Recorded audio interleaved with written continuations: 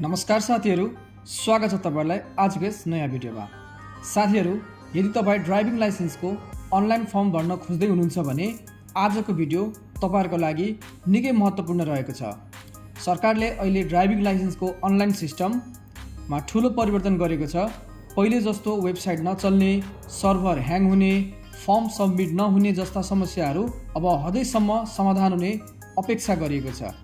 यो नयाँ परिवर्तन के हो, कसरी फर्म भर्ने, कुन वेबसाइट प्रयोग गर्ने, फर्म भर्दा ध्यान दिनुपर्ने महत्त्वपूर्ण कुराहरू के हुन्, यो सबै जानकारी आजको यस भिडियोमा विस्तारमा बताउने छु। यो किन परिवर्तन गरियो भन्नाले पहिले नेपालभरिका सबै सेवाग्राहीले एउटै अनलाइन पोर्टल प्रयोग गरेर ड्राइभिङ लाइसेन्सको फर्म भर्थे। यसका कारण वेबसाइट धेरै पटक क्र्यास हुने, सर्भर बिजी देखाउने, ओटिपी नआउने र फर्म सबमिट नहुने जस्ता र अपोइन्टमेन्ट लिन घन्टौँ कुर्नुपर्ने जस्ता समस्याहरू झेल्नु पर्थ्यो। अब के भयो भने अब सरकारले प्रदेश अनुसार छुट्टै अनलाइन पोर्टल सञ्चालनमा ल्याएको छ।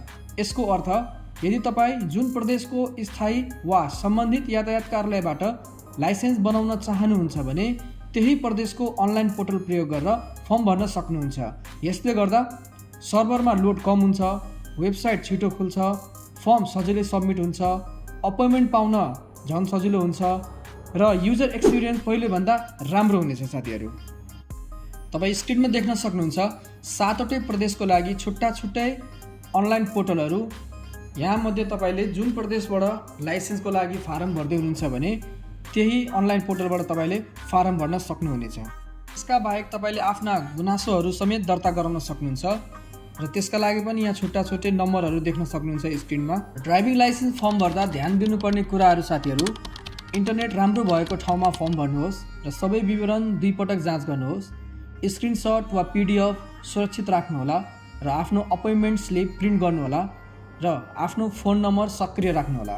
यदि तपाईँ ड्राइभिङ लाइसेन्स बनाउन सोचिरहनु भएको छ भने अब पुरानो वेबसाइट खोजिरहनु पर्दैन। आफ्नो प्रदेशको अफिसियल अनलाइन पोर्टल प्रयोग गरेर सजिलै फर्म भर्न सक्नुहुन्छ।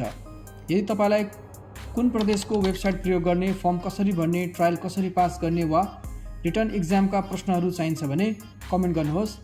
त्यस विषयमा पनि विस्तृत भिडियो बनाउने छु।